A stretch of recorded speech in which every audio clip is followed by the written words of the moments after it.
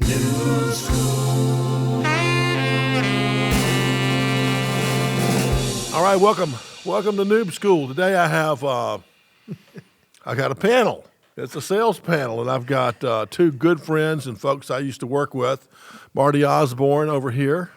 Welcome, Marty. Hey, John. Welcome back, I should say. It's good to be back. Welcome back. Yeah, I'm glad. And Johnny B, or Johnny Bofilios, here in the center square, is here. Where do you work for now, Johnny? I work with Accenture. Accenture. You work with Accenture. Okay. So these guys, when I worked with them, Johnny was a crack pre-sales man. So he would go out with the salespeople to create the product demo view that the salesperson had maybe promised. Or we promised together. Maybe you promised together. But he was, of all the people we worked with, Johnny was the best at that. And I think partially because there's a secret salesperson in him that has finally come out. That is correct. The demon has come out, hasn't it, It Johnny? was always in there. I think it just, sometimes we didn't know it until Right. it would come out. But Right. I, by the way, one of the things, John, I want to get started. I have to tell a story about Sure, Johnny. man, do it. And he'll laugh. Like, one of my favorite things was I took over the pre-sales team. And I just remember, like, we were doing a demo, and I may have been for Chevron. And the pre-sales guy was working, and his system's crashing. And I'm like, what's going on? And he's like, we only have a 10 megabyte hard drive, And I'm like, you're kidding me. We spend like millions of dollars, right, to get this deal, and we can't even afford a right hard drive. So we buy new hard drives. Larry thinks it's great, and he says, I want you to take over the pre-sales team now. I said, okay. So I hunt down Johnny, and I hired Johnny. I said, he needs to be part of the team. I've heard good things about him.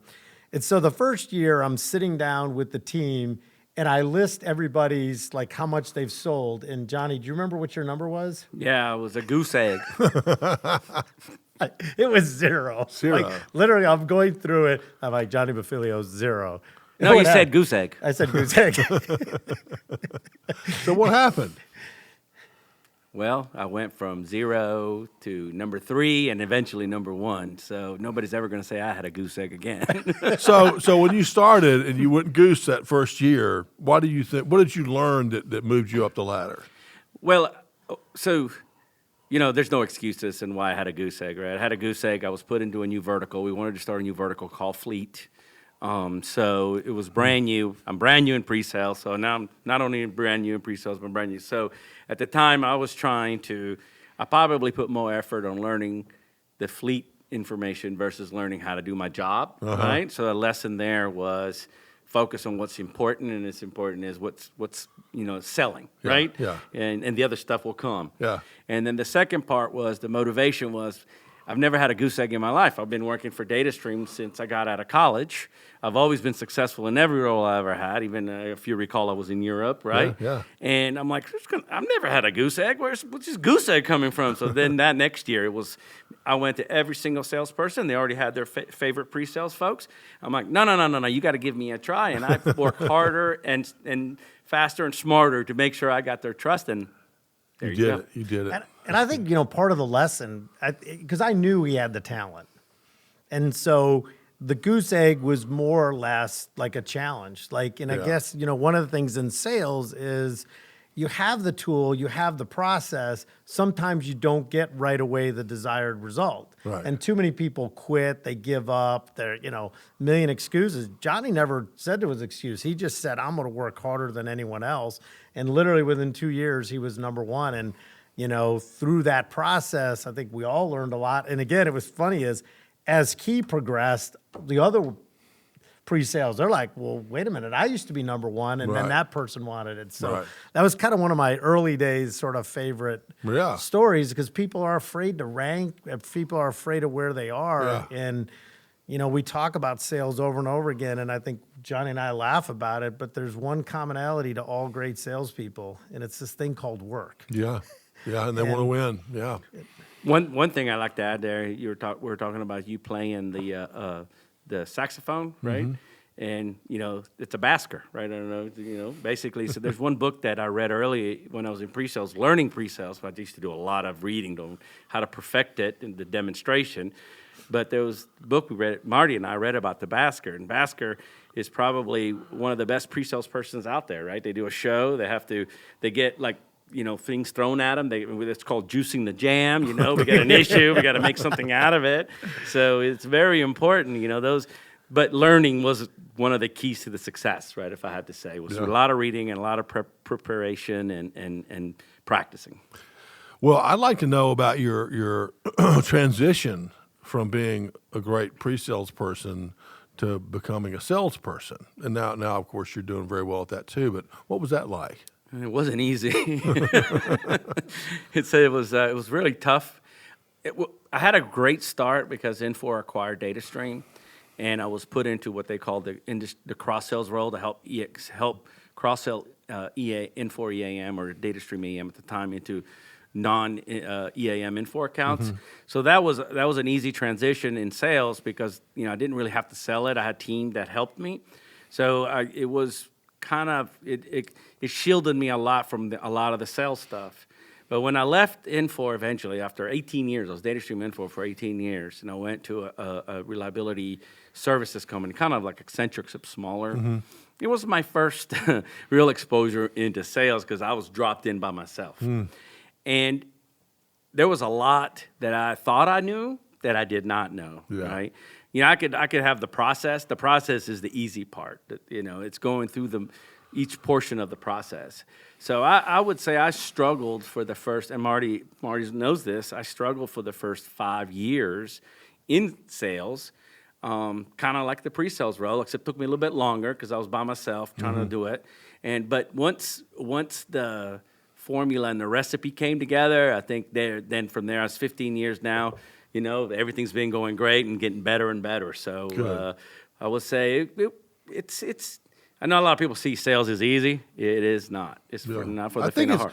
I would say that it is easy at some point. Right. Once you really know what you're doing and you have your customers you're working with, like it looks easy when you look at someone making a lot of money. Saying, this guy's not working that hard, right? Exactly. But he's already got the relationships. He knows exactly what to do. So it can look easy. It can become easy. But the first, so many years is not hard. Plus, you started somewhere that didn't have a big support system. Correct. Exactly. That's a tough way to do it. Exactly. If I was, say, a DataStream or Infor at the time, it would have been different. Right. Because I would have had it. But there, I had to I was on my own. Right. And, I was working with engineers that didn't know anything about sales, so I had to figure that out and work with those personalities. Right.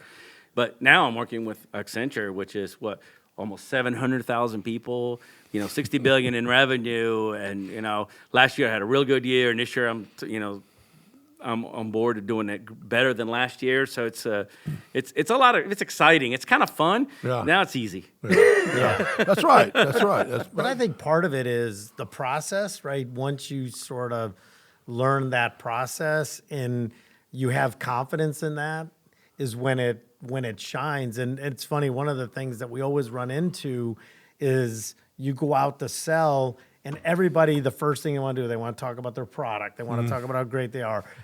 Behind them, they're like trying to make quotas. And I think the one thing that drives me crazy when somebody says, I got to have this deal or I'm in trouble. And I'm like, what does that have to do with the prospect, right? Yeah. And so I think one thing that Johnny's learned and watching is that there's a lot of intro meetings. Like sometimes he'll go 2-3 meetings without ever even mentioning the product or even talking about it, because if you don't have that trust, then you are just another salesperson. And I think that's, to me, I've looked at over my career is being that trusted advisor, like earning that trust. Once you do, people are open to whatever you do, but right out of the gate, when you're just trying to jam whatever you have down their throat, their first instinct is, I'm not paying him to say all this. No, but I think you're right. And Marty, I've seen you're particularly good at that. I think you can get to that place quicker than most people. Maybe because of your attitude and the way you approach it, but also, with the title, when you're president of something, it's a little easier to have that kind of, let's just talk, owner to owner kind of thing. But that's a key thing that I've been talking about a lot lately and asking people about is how do you go from first meeting to that trusted advisor position? And of course, The wrong way is to say, we'd like to be your trusted advisor. Yeah. Because Haven't heard that before. No. So does everybody else. yeah. Yeah. So, I mean, I think what you just said is exactly a good start in that we're just here to learn. We're here to learn and want to learn about you and not bring up anything. Not say, well, we've been in business 17 years. We've got over 484 customers. Who cares? Who cares? So and what? we have an end of the month special. Yeah. Sometimes that works. No.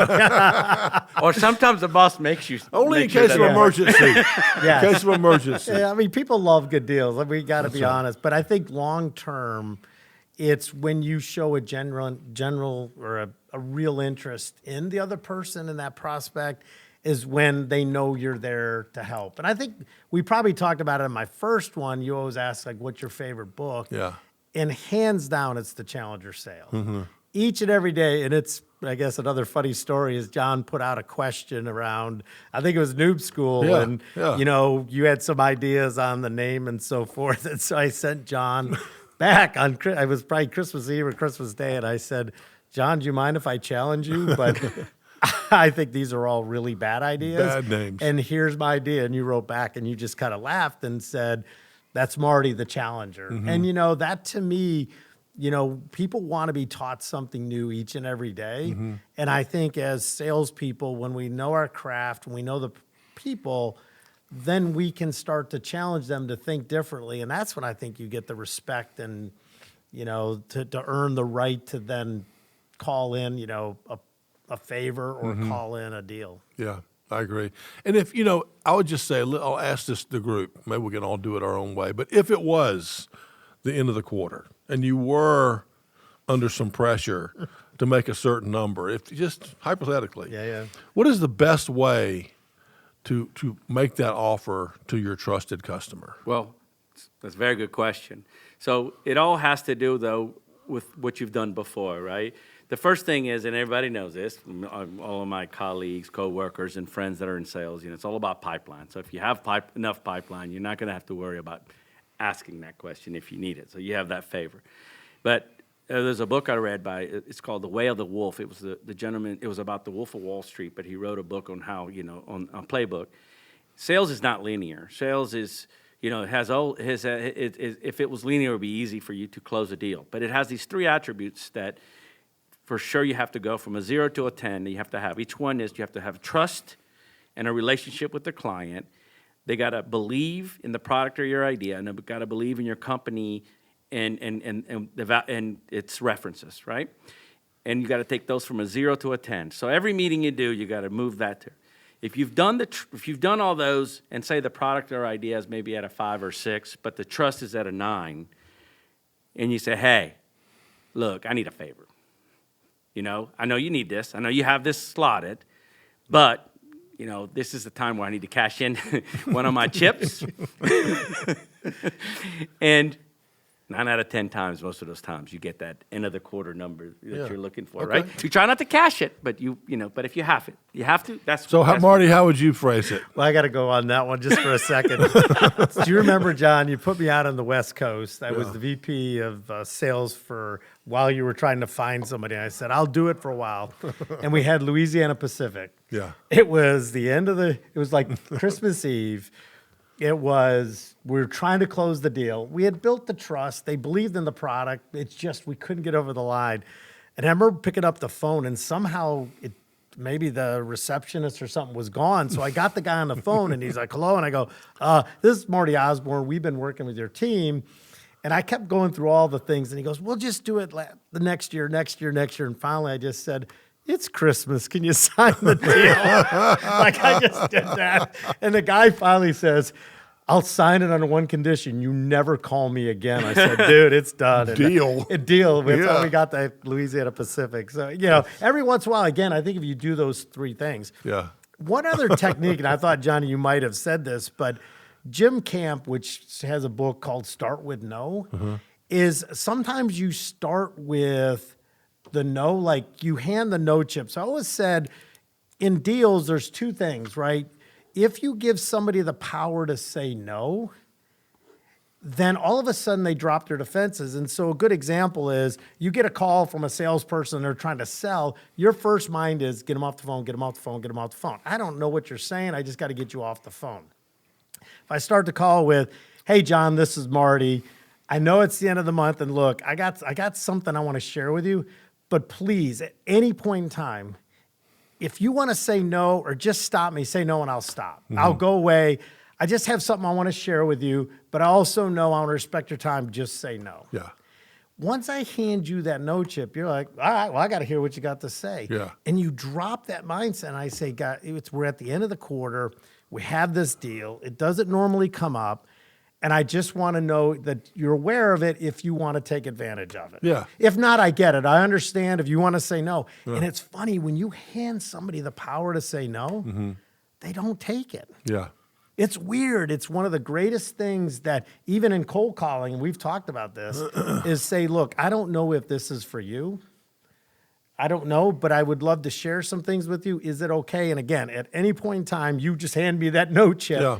And you drop their defenses, and people will listen because you've respected their ability. And people don't say no. It's kind of funny, but like, Yeah. if you don't do that, they're just trying to get off the phone. So that might be another way of doing it is start with that no, give them that chip, and you'll be amazed at how much further you get.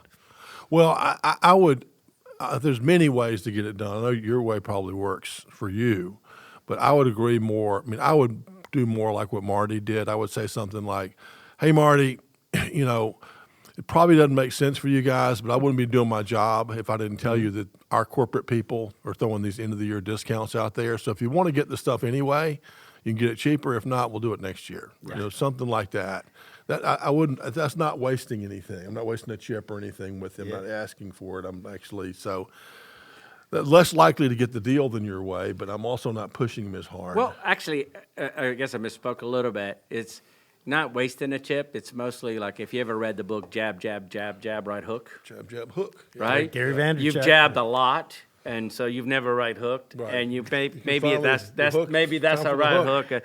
Maybe that's a hey, look, I put a lot into the bank account, and I know I'm asking for a withdrawal. You could say no, but. This is just an opportunity because, we're trying to, That's a good point. Exactly. That's a good point.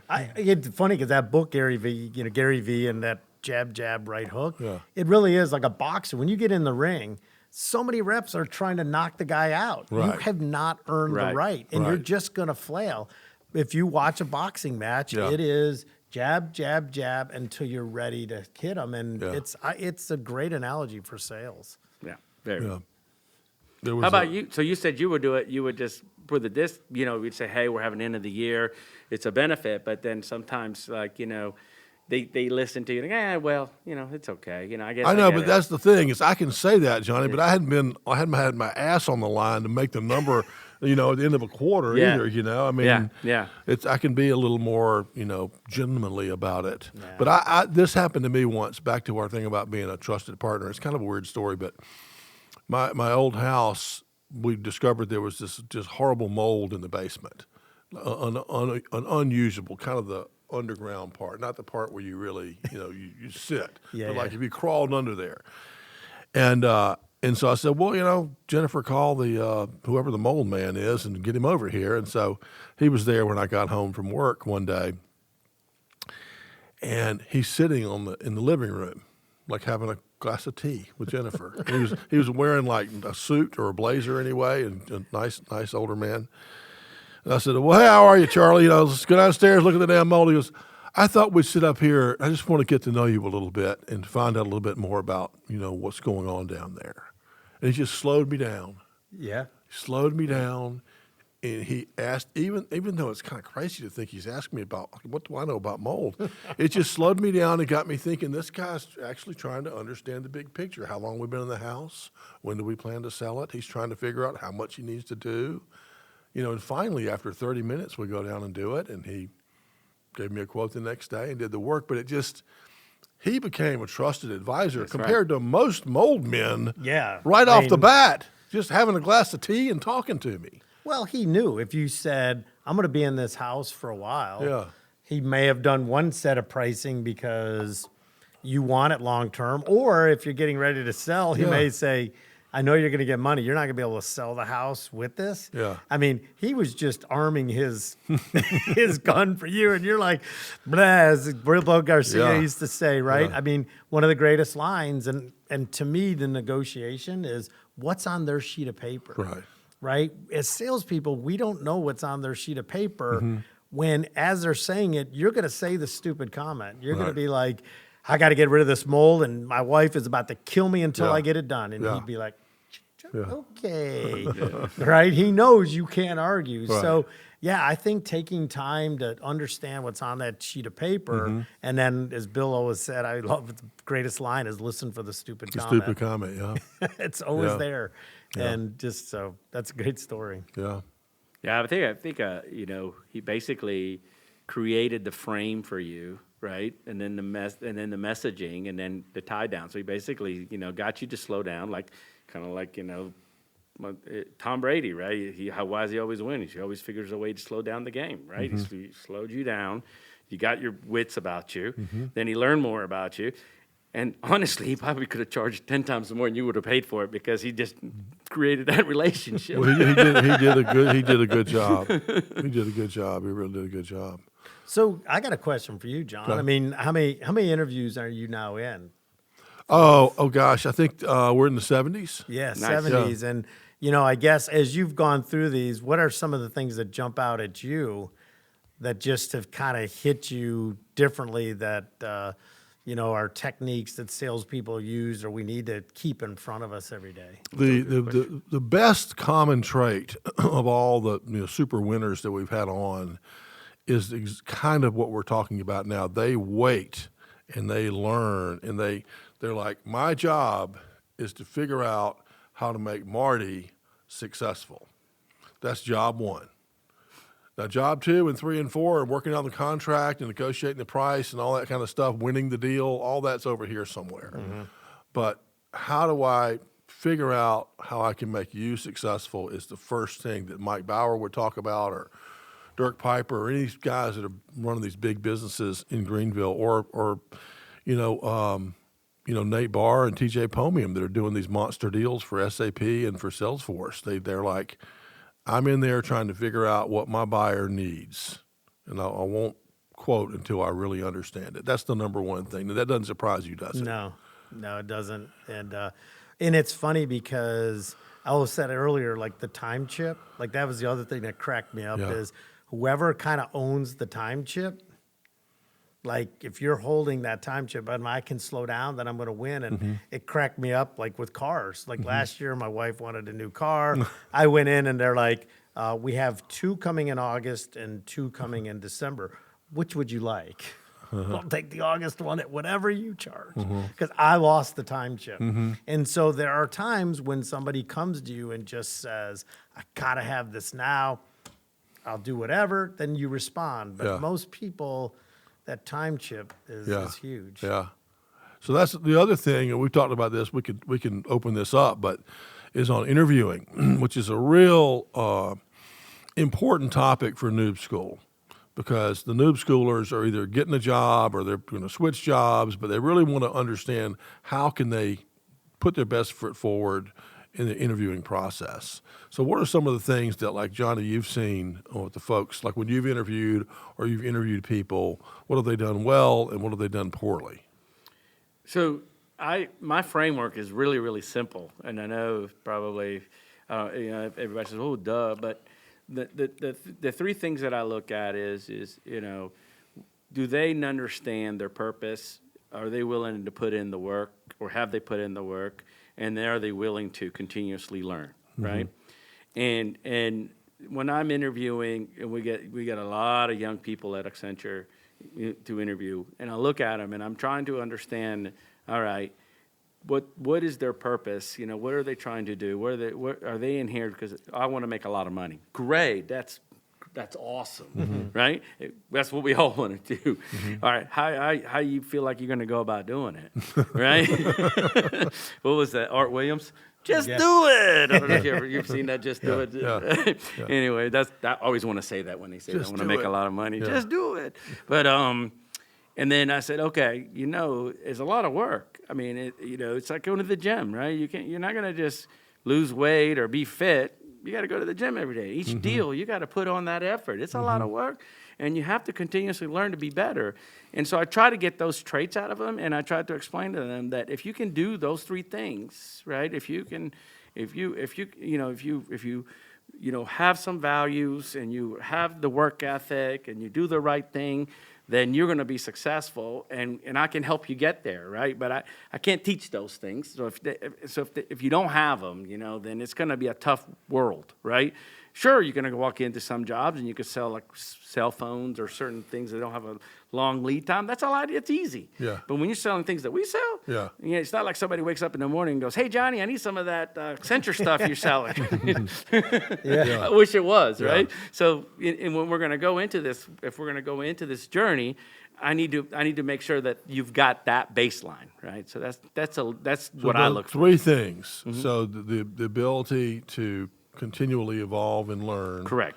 To put in the work, and that they've done their homework. So part of their homework is the work. Okay. Right. Well, I missed something. Then. Yeah. No, the values, right? The values. What do you stand for? Okay. Right. If we're going to have a meeting, right, and and I don't believe in the same thing as you believe in, right? I'm going to try to be somebody different. Sorry, I'm going to be somebody different, right? So if I'm going to be somebody different, then I'm going to be fake. So I don't want to be fake. So, if we're going to work together, I want you to be that person that you truly are. And if you are that person, and then you put in the work, and then with the work, there's you got to do, you got to make sure you nurture the client, make sure you learn about the client, all that, those go in there. Yeah.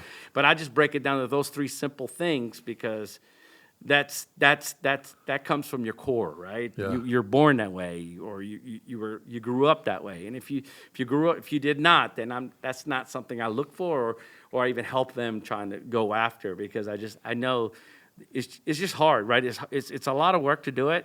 And if you don't, at the end of the day, it's all about work. Honestly, it's all about work and effort. What about you, Marty? What are your top advice? What's your top advice for interview? Well, one thing is I'll flip it a little bit just in when we interview, right? And one of the things we learned a while back was to slow down. And one of the challenges I think companies have is they hire too fast. He's a great guy. Yeah. And then it doesn't work. I don't know why it didn't work out. Like, you only interviewed him once. And so it's kind of funny, but we have 15 interviews. So when we were at Advoco, it was going to be 15 interviews, because what I knew is eventually I'm going to get to who you are, right? We're going to walk through this. We're going to take our time.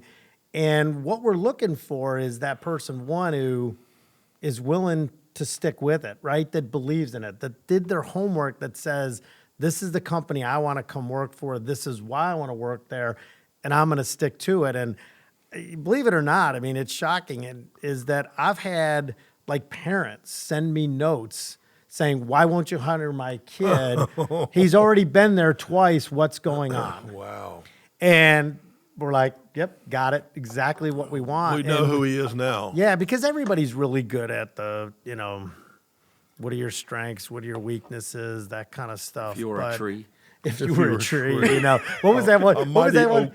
How many gas stations are there in the United States? That was my question. Yeah, it kind of flips people to think, but part of it is it's one of the process. Like, how do you get people to, like, again, to show their patience and to show how and why they want it? And to me, like, probably the last thing is just what questions they ask, because a great salesperson's a great questioner, and if they don't ask any questions.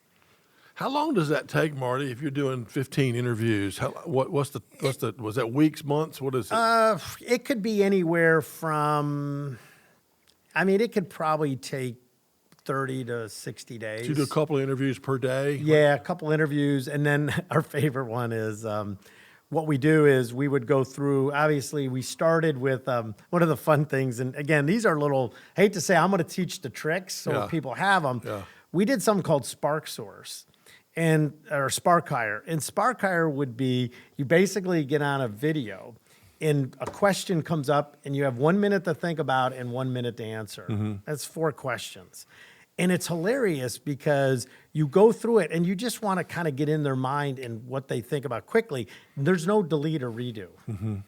Because we want to know firsthand. And some people will screw up, and probably the best answer is like, oh, God, can I do? Let me do it again. And it shows human. There's other people that are like, this is ridiculous. There's no delete. They get all pissed off. Out. Yeah, you're gone. Yeah. So we always start with that, and then we go through the interviews.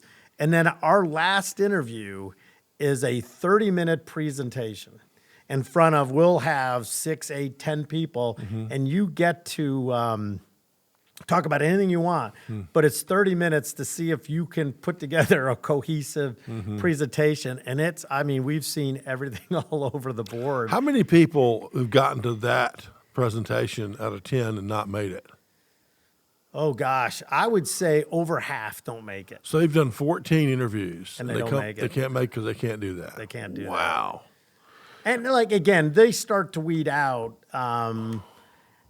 But it's amazing. Like, you can say all the right things, and we see all the right attributes, and then we realize that you're going to be in whatever. And if you can't stand up, No, we used to do, Marty. After all the screening we did, we would then say, in the first 30 days, you've got to read this book, Atlas Shrugged, which is 1,000 pages long. yeah, And we had people who literally lost their jobs because they couldn't do it. They would. Listen.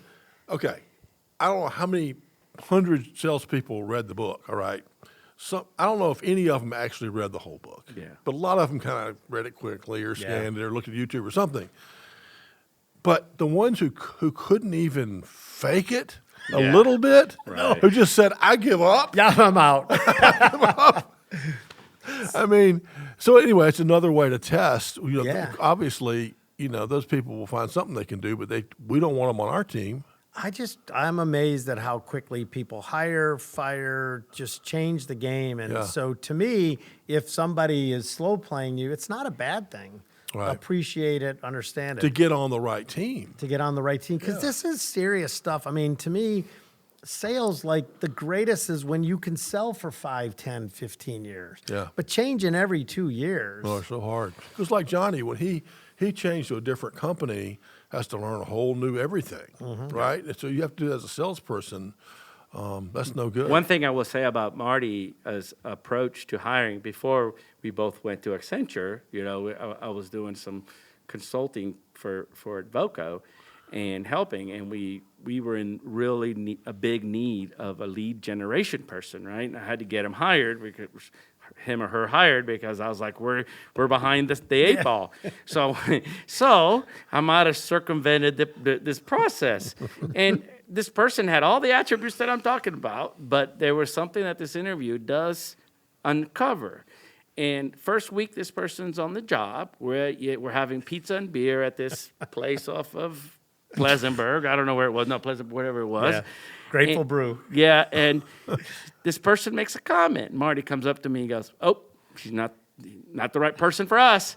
And I went, She ain't "What?" going to survive. She ain't going to survive. Know what? And he told me, and by God, didn't survive for another week. And I was like, how did I miss that? Okay, we can't shortcut the process. Yeah. And you want to know what the comment was? A stupid comment. She worked for the Phillies in ticket sales. And I said, oh, that's pretty cool. How was that? And she went on a 15-minute rate about what's the Bryce Harper and how much money he made, and that everybody in the ticket office was getting screwed. And that was her comment of the office was. And we hired her in sales. And so it's like, yeah, this is going to work. I got something, and I think Johnny and I were having a conversation. We're talking about data stream and you, John. Yeah. What was the one thing you said that John did that stood out to you? Yeah, and I never got to be a true part of it. I did get to participate in a lot of your meetings when you bring Garcia and you do all those events, and you always brought the pre-sales team as part of it. But the one thing I noticed, you always made all your sales team record their phone calls. And then after you recorded it, you sit down with them and you'd go through, not to berate them on what they did wrong, but just to dissect that call and what the response could have been. Yeah. And I've used that today. I have a tape a pro call, and I love that because, and everybody doesn't want to do it. It's uncomfortable. It's horrible. Right? But it's such a great tool, and you taught me that because I think that I can, okay, you see, when you said this, you didn't, you another response could have been this. Yeah. Not that your response was wrong, but and Yeah. that helped. I mean, you had like a significant amount of inside sales folks that you had to get on the right track, and that's an impressive feat to be Yeah. able to do that, Yeah. right? Well, the main thing I learned from doing all those calls, and I still do some today, is just people talking too much. Just literally, I'm like, here's the one piece of paper, okay, and there's 7 questions on it. All right, here's be friendly, and ask for the order at the end or something. I mean, and it would just be all off to the races about something that's not relevant. Yes. And so if you can just stop people from doing that for one thing, and then the second thing is just for somehow I'm listening to your call and I'm like, hold on, stop the tape. Did you skip number 5 and number 6? Yeah. Why did you skip them? They're right here in front of you. Yeah. All you got to do is read them. Yep. And so, I particularly when people begin sales, if they can come up with a script and just literally in their own voice, just work their way down and find out what's the situation. That's all you want to know. What's the situation? You don't have to get the order and then come back the next time. So I'm glad you enjoyed that, Johnny. If you want me to listen to a tape, Absolutely. just let me know. Absolutely, I did a bunch for Marty's inside my sales. team. Yeah, Yeah, we'd we- listen to him. We wrote the script. I mean, I was like, because I had, some newbies Yeah. and they were trying to make the calls and everybody's sort of like, I don't know what to say, I don't know what to say. And so Johnny, it was just a simple script that just gets them into the zone. And then what happens is they're going to get thrown a curveball. Yeah. And so we would tape it and then you'd listen to the curveball and then you'd listen how they respond. And then you'd say, you know what, they're going to throw these every day. And this is in this category. What if we handle it this way? Yeah. And they're like, oh, yeah. And I'm even guilty. Like sometimes I'll be talking to Johnny and I was going into this big negotiation deal and he says, let's work through the call. Let's talk to me like you're doing. I'm like, no. He'd get all irritated. I get irritated. He'd start doing it. I'd be like, I don't need any help. I don't. And then I'd be like, and then I'd sit back and I'd go, okay, let's do this. And sure enough, 15 minutes, 20 minutes in, I'm like Yeah. so much more comfortable. But yeah, people like when you get put on the spot, you freak out. Right. But Well, if you're like in that negotiation, I'm sure 90% of it went exactly like you practiced. It It's always does. amazing. If people will practice these things, the call goes about like you think it's going to go. Why do you think that? Why? I think that we have heard a lot of conversations with people, and they're typically similar. If we ask this, they're going to say this, and so yeah, I think we kind of know about what they're going to say. And if they say something weird, like if we're on question number 4 and they say something like, "Has your company ever thought about acquiring any other companies?" Yeah. You say, I'm not exactly sure on that, but let me ask you this. And you go right back to number 5. You know, you don't get off, off somewhere else. The what is it? The smoked herring, the red Red herring, herring. the red herring, Smoked right? herring. But here's the thing about that is you're framing the conversation, right? Because if you leave a simple question, like hey, what's your favorite color? My favorite color is green. Okay, well, we're good. But if you say, what's your favorite color? Well, growing up, I grew up on an island in Greece, and the ocean was blue, and all the houses were white and blue, and so really loved blue because I just love that picture. It's always in my head. Now I just framed why it's blue. So when we do this, it's like we're framing it for them not to interpret anything, which drives it, which takes the conversation to where you want to go. So we do it. We just don't label it kind of like that. But that's how I say it. It's like I'm framing the conversation to go my way. Yeah. I mean, preparation. I mean, I laugh. I was in the biggest negotiation of my life selling the company. Yeah. And you could, like my business partner and everything else, I have pages and pages. I would write the script. Every conversation I would write down, I would run it by Johnny and I would talk through it. And Steve would always look at me and go, how'd you know they were going to say that? I had no idea. I just took them through these steps. I knew I wanted to go through these things. And it's just hilarious how when you prepare, people will follow you. People will follow where you want them to go, and you'll get the information you need. And so, yeah, I would say at the end of the day, if we summed up the whole conversation, it really sounds like preparation and patience, Yeah. right? That does. And why don't we do one more question each? Yep. And I'll go last. So, Johnny, you get the first question. I always get the first question. Do you want Marty to have the first question? No. Okay.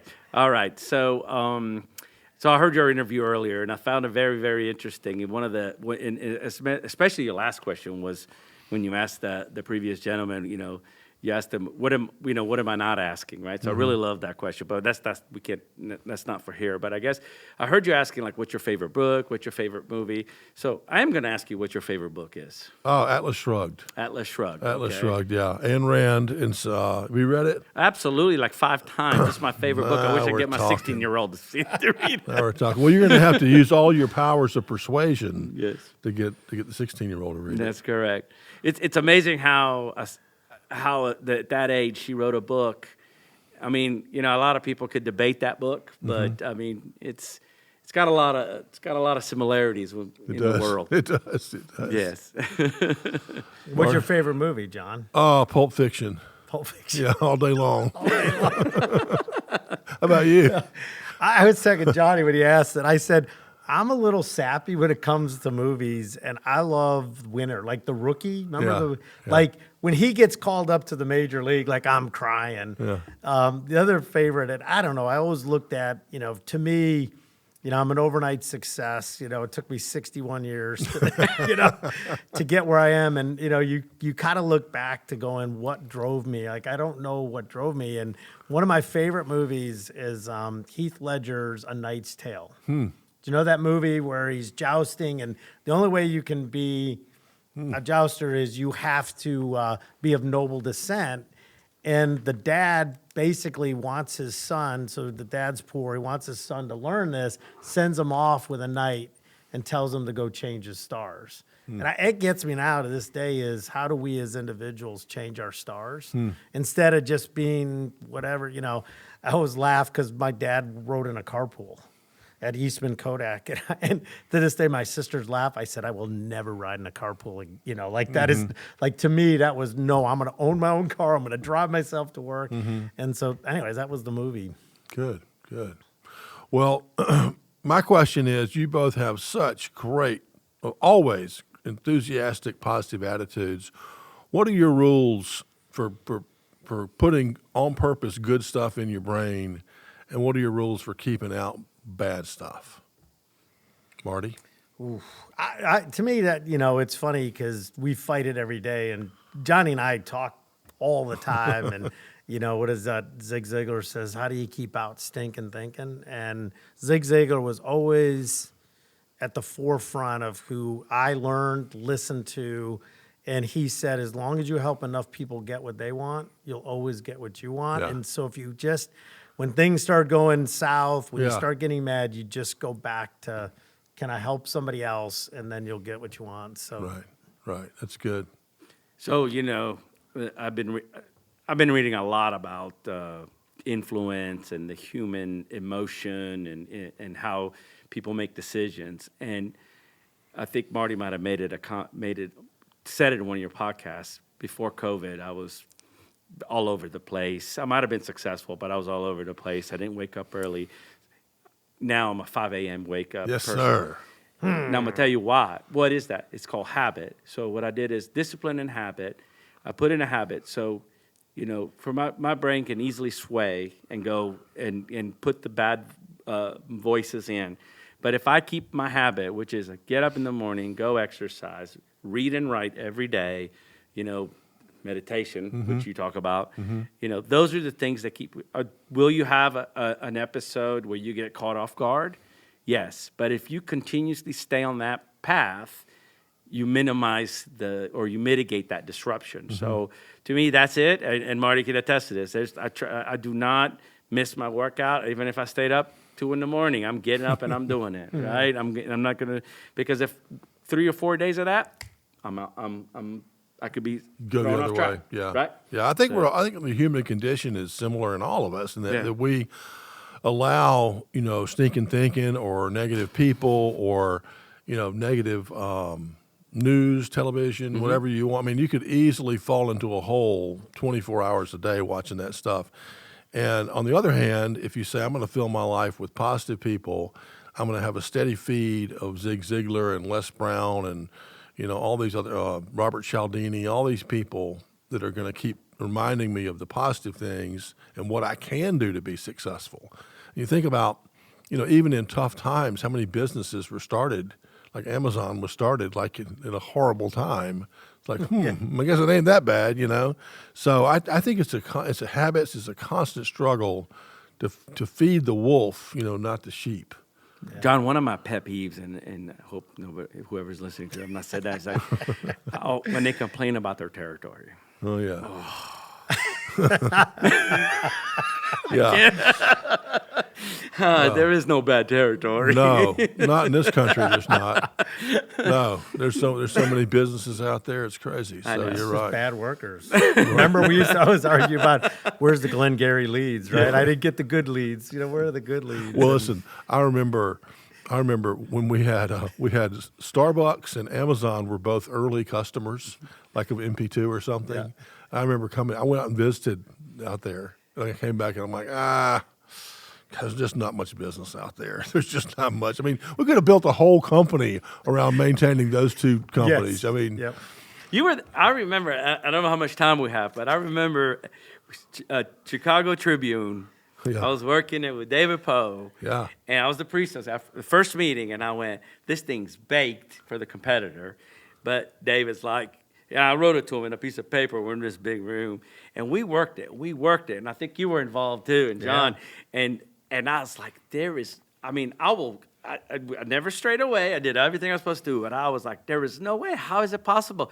And boom, you made it happen, right? Mm-hmm. And if that noise would have stayed there, probably would have not have happened. But, well, I didn't know about that noise. That was good. Yeah. But I got lucky. The COO there was. But I was surprised too, because it's rare that someone has a competitor's product, correct, and then switches out. But right. Maybe you just did a great job. Nah, well, it was a team effort, but I will say that keeping that positive attitude, sometimes you just got to stay on course. We had a couple of beers in the O'Hare, I believe, afterwards. Sushi afterwards, all kinds of stuff. Well, listen, thank you guys for being on the very first Noob School panel. Yeah, there we go. I love being first. We're going to do it more often. Thank you for having us, John. Thank you. Appreciate it. We hope that helps people. All right. Thank you, JB. Thank you. Thank you, everyone. All right.